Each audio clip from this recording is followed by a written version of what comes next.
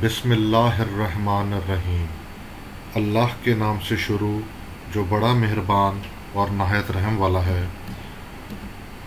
I am Mirza Rohil Baig from Pacific group of colleges.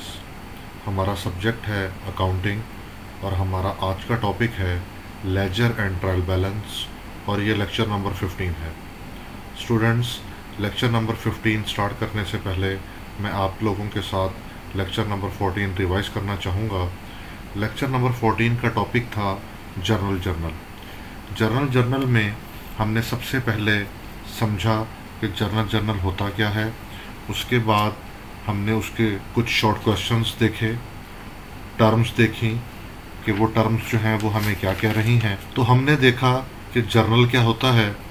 Journal is a book of accounting in which business transactions are recorded. ये हमने journal पढ़ा। फिर हमने पढ़ा कि what is journalizing. The act of recording the transaction into journal is called journalizing. फिर हमने देखा कि नरेशन क्या है। जर्नल एंट्री के हम नीचे लिखते हैं। अ precise explanation given below the entry is called narration. फिर हमने देखा कि what is debit. An amount entered on the left hand side of an account is called debit. फिर हमने देखा कि what is the term credit. तो वो हमने पढ़ा। An amount entered on the right hand side of an account is called credit. फिर हमने देखा था कि सिंपल एंट्री क्या है। An entry in which only one account is debited and also one account is credited is called simple entry. Next हमारे पास question था compound entry. An entry in which more than one accounts are debited और credited is called compound entry. यानी कि जिस entry में दो debit हों या दो क्रेडिट हों तो वो हमारी कंपाउंड एंट्री कहलाएगी। फिर हमने देखा था define folio, a column in journal format where ledger's page number is entered is called folio. Next हमारा क्वेश्चन था how many columns are in journal। 5 columns हैं। पहला डेट, दूसरा particulars, third ledger folio, fourth debit और fifth credit. Next हमारा question था define the term 210 and N30। तो ये हमने डिस्कस किया था कि अगर हम पेमेंट 10 दिन के अंदर अंदर करेंगे तो हमें 2% डिस्काउंट मिलेगा और अगर हम 30 डेज के अंदर पेमेंट करेंगे तो हमें कोई डिस्काउंट नहीं मिलेगा। फिर हमने देखा था what is meant by trade discount. It means the amount in which is not recorded in the books of accounts and it is deducted from the list price. और लास्ट क्वेश्चन जो हमने पढ़ा था वो था what is meant by cash discount. तो वो था it is an amount which is relaxed from total amount on the basis of prompt payment. तो ये वो टर्म्स थी, वो शॉर्ट क्वेश्चंस थे जो हमने अपने प्रीवियस लेक्चर में डिस्कस किए और एक न्यूमेरिकल था जो हमने पढ़ा था। तो स्टूडेंट्स, हम अपने आज के टॉपिक की तरफ चलते हैं जो कि है लेजर एंड ट्रायल बैलेंस। तो सबसे पहले हम देखेंगे कि इसका इंट्रोडक्शन क्या है। Ledger and trial balance. Students, हमने सबसे पहले पढ़ा था अकाउंटिंग साइकिल कि अकाउंटिंग साइकिल क्या है। तो सबसे पहले उस अकाउंटिंग साइकिल में था जर्नल और फिर था लेजर और ट्रायल बैलेंस। तो दर हकीकत हम उस अकाउंटिंग साइकिल के स्टेप्स ही पढ़ रहे हैं। पहले हमने जर्नल को देखा और अब हम बात कर रहे हैं उसके अगले 2 स्टेप्स की, लेजर और ट्रायल बैलेंस की। तो हम देखते हैं कि लेजर और ट्रायल बैलेंस का इंट्रोडक्शन हमें क्या सिखाता है। तो the transactions which were recorded in the primary entry book using source documents are posted on the ledger accounts under the double entry system. The collection of these accounts can be identified as the laser.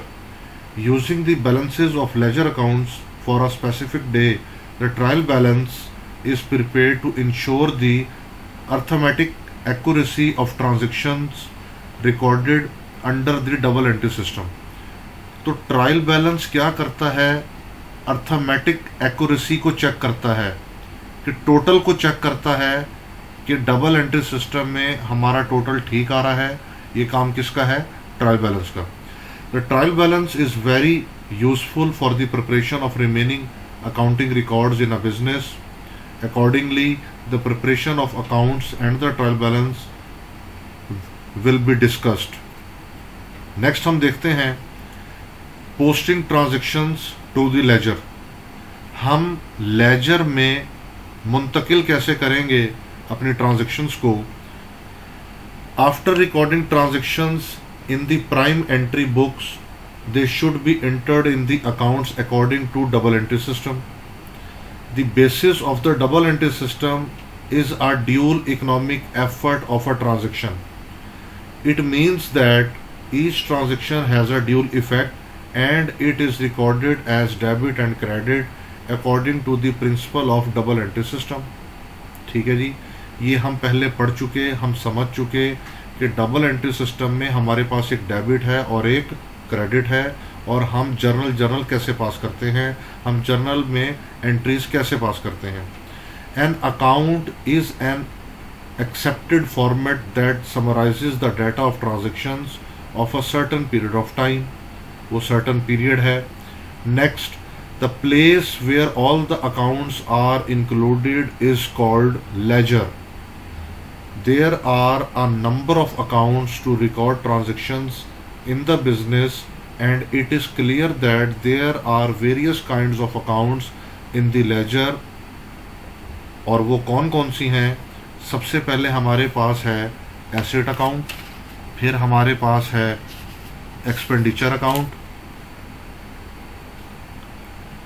Next हमारे पास है liability accounts, income accounts और capital या equity accounts. तो हम posting कैसे करते हैं? डबल एंट्री सिस्टम है, ड्यूल इफेक्ट है, डेबिट और क्रेडिट हम दोनों लिखते हैं। जर्नल बनाना हमने प्रीवियस लेक्चर में सीख लिया। अब हम जर्नल से आगे बढ़ेंगे और हम लेजर्स बनाएंगे। तो ये हमें इसकी थ्योरी में बताता है कि हम वो लेजर्स कैसे बनाएंगे। हम तमाम अकाउंट्स के लेजर बनाएंगे और उस अकाउंट की ट्रांजैक्शंस जहाँ पर होंगी वो सब एक जगह पर सम अप हो जाएंगी उस लेजर में। तो वहाँ पर हमारे पास तमाम तर एसेट्स भी होंगे, एक्सपेंडिचर्स भी होंगे, लायबिलिटीज़ भी होंगी, इनकम भी होगी और हमारा कैपिटल भी होगा। फिर हम देखते हैं assets account. The resources of a business can simply be identified as assets. The change in assets are recorded in assets account. Assets account has a debit balance. Example building account, debtor account, cash account. हम terms of accounting में assets को पढ़ चुके। ये बता रहा है कि ये तमाम तर एसेट्स हमारे लेजर अकाउंट का हिस्सा होंगे। एक्सपेंडिचर अकाउंट्स कौन कौन से होते हैं? Expenses should be incurred to generate the income of the business. The accounts in which the day-to-day expenses are recorded can be defined as expenditure account. जितने हमारे खर्चे होंगे वो हम एक्सपेंडिचर अकाउंट में लिखेंगे। Expenditure account has a debit balance. Example insurance account, salaries account और electricity account. Expenditure account का नॉर्मल बैलेंस जो है वो डेबिट बैलेंस होता है। फिर हमारे पास हैं लायबिलिटीज़ अकाउंट। लायबिलिटीज़ हम जानते हैं कि हमारी ऑब्लिगेशंस होती हैं। ऑब्लिगेशंस का मतलब हमारी जिम्मेदारियां। तो the obligations for outside parties are known as liabilities. The change in such liabilities are recorded in liability accounts. Liability account has a credit balance. Example क्या है? Creditors account, bank loan account. Next हमारे पास है income accounts. ये तमाम तर भी laser का हिस्सा होंगे। Income accounts are used to record the details of income earned by the business from various sources, specially the income generated from selling goods and providing services to the customers are recorded in this account and it has a credit balance. Income का credit balance होता है और इसकी example क्या है? Sales account, interest received account, rent received account और discount received account. तो जितना भी हमें रिसीव होगा हमारे कारोबार में वो चाहे डिविडेंड की सूरत है, डिस्काउंट की सूरत है, रेंट की सूरत है, या कोई अदर इनकम है, वो हमारा इनकम अकाउंट का हिस्सा होगी। नेक्स्ट हमारे पास है कैपिटल अकाउंट। ये भी लेजर में हम लिखेंगे, the accounts which shows the values of the resources that belong to owners of the business can be identified as capital accounts. Capital account has a credit balance. Capital account का जो है वो balance credit होता है। Balancing of ledger accounts, हम balancing कैसे करते हैं? After recording transactions in ledger account, the balances of credit and debit sides of them should be calculated at the end of a certain period of time. This process is called balancing of the ledger accounts. जब हम किसी एक account को accumulate कर लेंगे, total कर लेंगे, एक जगह पर तमाम ट्रांजैक्शंस लिख देंगे, तो फिर हम उसको बैलेंस करेंगे, और बैलेंस करने के बाद हम उसका टोटल देखेंगे कि उसका टोटल कितना आया, और फिर फ़र्क जो है, डिफरेंस जो है, वो डेबिट साइड पे आ रहा है या क्रेडिट साइड पर आ रहा है। तो ये टोटल हमने करना है। नेक्स्ट हमारे पास है trial balance. A business prepares a statement including all the balances of ledger accounts at the end of certain accounting period. This statement is called trial balance. The balances of assets and expenditure accounts are recorded in the debit column of the trial balance, and the balance of income, liabilities and equity accounts are recorded in the credit column of the trial balance. If there are credit entries corresponding to the debit entries of the period, the total of the debit and credit column of the trial balance will be equal. It is important to emphasize that the trial balance is not a ledger account. It is a statement only. Trial balance ledger account नहीं है, ये एक statement है जो इसकी numerical accuracy को check करेगी। If the total of debit and credit column of the trial balance are equal, it indicates that there are no mathematical errors in the accounting system. Following advantages can be obtained by preparing a trial balance. हमें क्या फ़ायदे हो सकते हैं अगर हम trial balance बनाएं? तो पहला हमारे पास फ़ायदा जो है वो है the mathematical accuracy of the accounting process can be ensured, ठीक है। Second, financial statements can be prepared easily as the trial balance summarizes the ledger. जो हमें टोटल ट्रायल बैलेंस से आता है वो टोटल हम आगे फॉरवर्ड करते हैं अपनी फाइनेंशियल स्टेटमेंट्स में, जो कि इनकम स्टेटमेंट है और बैलेंस शीट है। Next, the aggregate value of an item can be identified quickly. तो हमें टोटल जो है वो फ़ौरन पता चल जाता है कि हमारा टोटल जो है वो कितना है।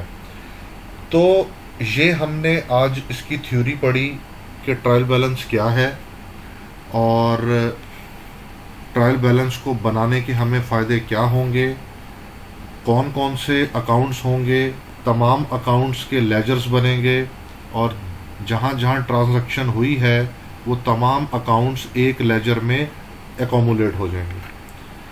तो स्टूडेंट्स, हमें बहुत फ़ायदा है ट्रायल बैलेंस बनाने का, इसकी वैल्यूज़ जो हैं वो आगे फॉरवर्ड होती हैं। लेकिन ये बात आप लोगों से पहले भी डिस्कस हुई कि कोई चीज़ ऐसी नहीं कि सिर्फ उसके फ़ायदे ही हों और नुकसान उसके ना हों। तो कुछ लिमिटेशंस भी हैं, जहां हमें बहुत सारे फ़वाइद हो रहे हैं वहां ट्रायल बैलेंस की कुछ लिमिटेशंस भी हैं, वो हम देखते हैं। Limitations of trial balance.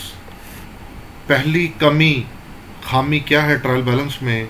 A transaction that is completely missing was not even journalised. कहता है कि अगर आपने कोई जर्नल में एंट्री पास ही नहीं की, तो चूंकि वो एंट्री पास नहीं हुई तो वो लेजर का हिस्सा भी नहीं बन सकेगी और ट्रायल बैलेंस का हिस्सा भी नहीं बन सकेगी।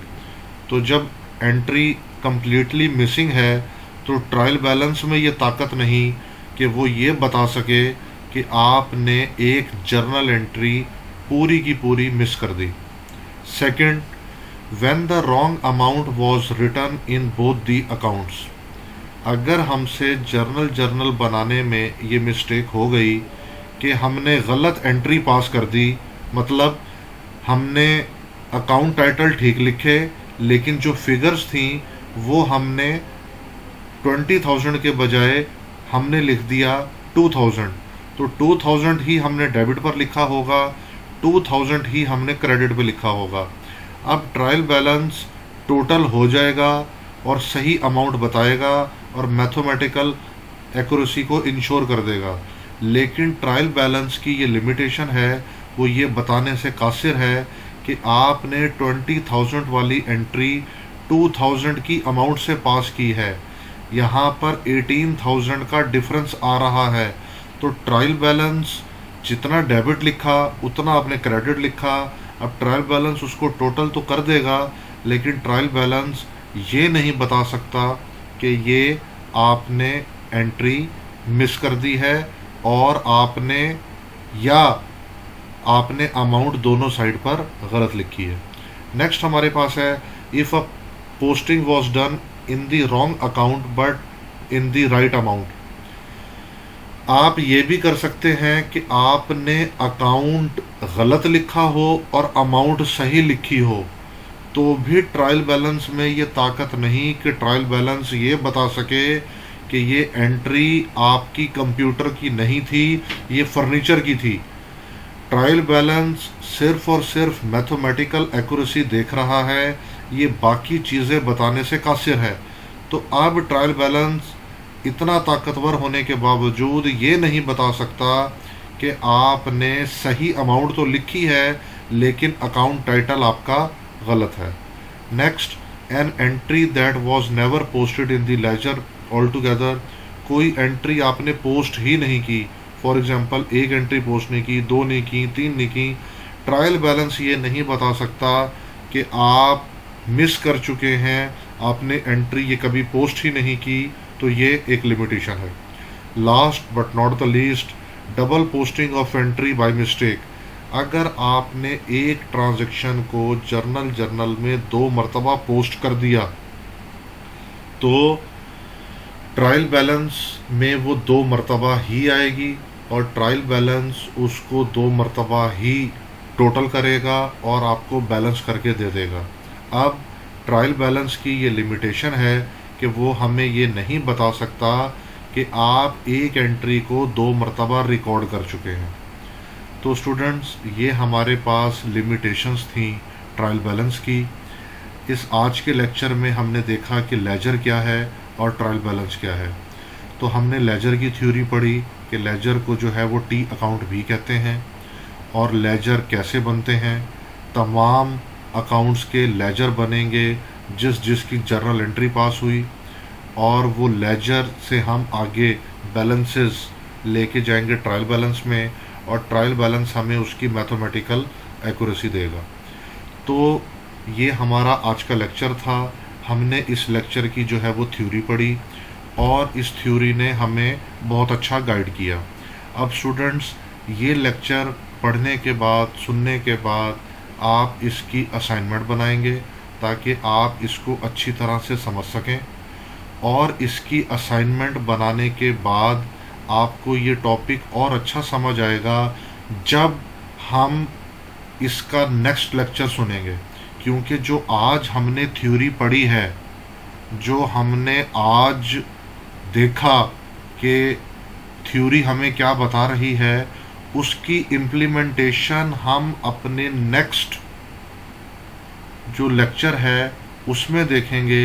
यानी कि एक न्यूमेरिकल हम सॉल्व करेंगे अपने नेक्स्ट लेक्चर में कि ये जो हमने थ्योरी पढ़ी उसकी एग्जीक्यूशन कैसे हो रही है।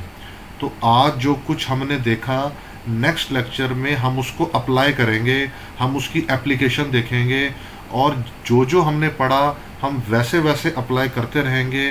तो हम देखेंगे कि हमारा ट्रायल बैलेंस जो है वो टोटल होगा और वो हमें मैथमेटिकल एक्यूरेसी ठीक देगा। तो students, thank you very much.